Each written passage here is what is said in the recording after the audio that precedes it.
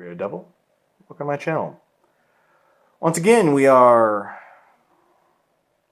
here with a tank of water and a castle. To illustrate refraction to individuals who don't really understand it. Right? Last time we sat there and we went by basically what Travis was claiming about his ether band, and seeing more or less how tall I needed to actually, how much higher above his ether band that I had to get that refraction, right? Which meant that I had to go, in this case, well, in the past, in about level where the camera is right now. Now, as you can see straight clear through there. Now, what I've done is I have basically taken a more dense medium, and was able to put a less dense medium, basically sandwiched between the dense medium here and this even more dense. This right here is more dense than this right here, but the kind of opaque material it's gelatin, so I mean, it's no surprise there. It's actually the least dense between these two. Okay, this simulates kind of the way our atmosphere works and how refraction works. Now, in the last video, like I said, I had to be up higher and up and over Travis's quote-unquote ether band, right? And when I lowered my camera, of course, we were seeing through the ether band, and we were able to look up, kind of look around. We were even look down. This time, when I lower my camera, and you can see it's right there. There's that refraction. That's a mirage.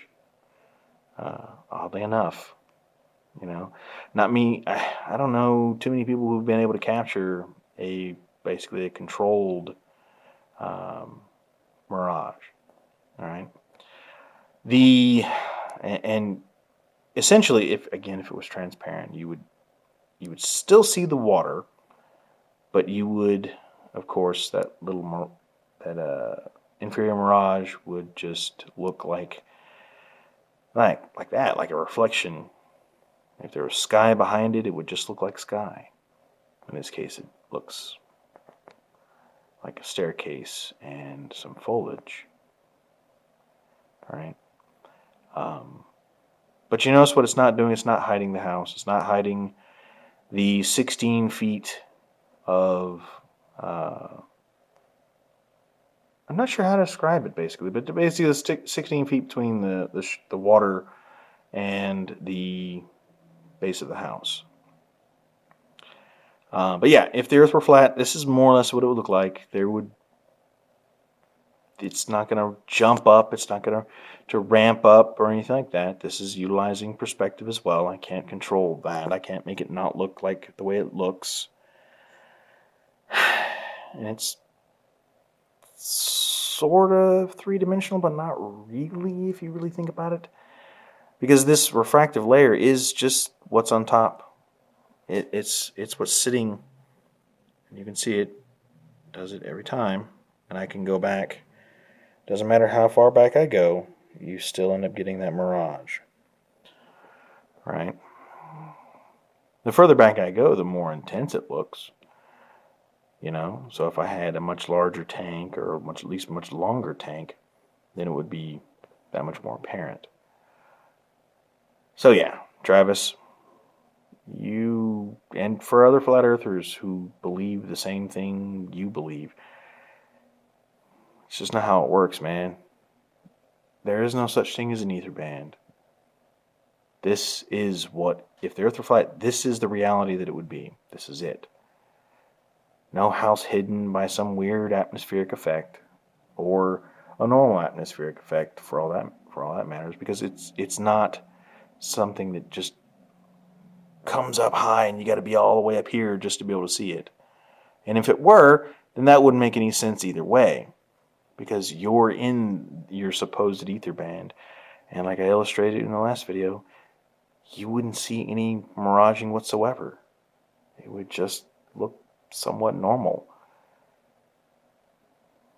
if not mildly raised up. But then again, you wouldn't be able to tell the difference. It would just look like normal refraction as far as normal perspective as far as you're concerned. The reality is, this is what it would look like. If Earth were flat, and that's it. These are simple principles. You can test this stuff yourself if anyone's ever curious. I can tell you exactly what I did. I give you all the necessary information you need to recreate this little experiment. Both the way Travis describes his ether band, and like in the previous video, and in this one. It's not really much different. It's just a matter of utilizing, well, some known principles of refraction. Anyway, that's really it. Outside of the time it takes to do this, this is not very extensive. You don't need a whole lot of fancy equipment. I'm able to do this on something that's, it's a relatively small little setup, So it's not this huge thing. I'm able to do it on an extremely small scale. I mean, an inferior mirage in a fish tank, How cool is that? Anyway, just if you're curious, I'll stay here for, give me a second. Let me see if I can rotate this without losing my camera in the process.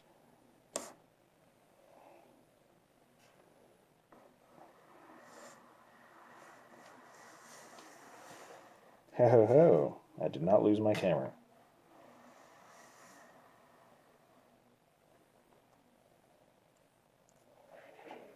That was kind of scary.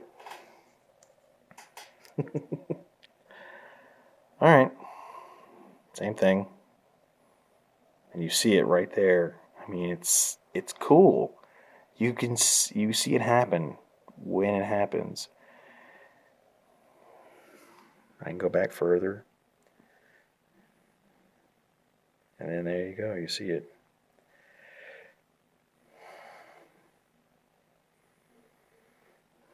I should have done this with the previous one. That way you can see it from the side, but orthogonally, I mean, everything's the way it's supposed to be.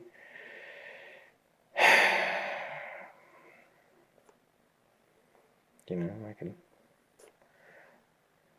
can watch it happen. There it is. It's kind of cool. Of course, you notice that is because the distance is shorter between where the tank's at. But the longer distance, if it, again, you have that distance coming at you, and it becomes, you'll get clearer images, I guess, but it's just this stuff right here, that small layer, that in reality, it's just thin layer of less dense air. That's it.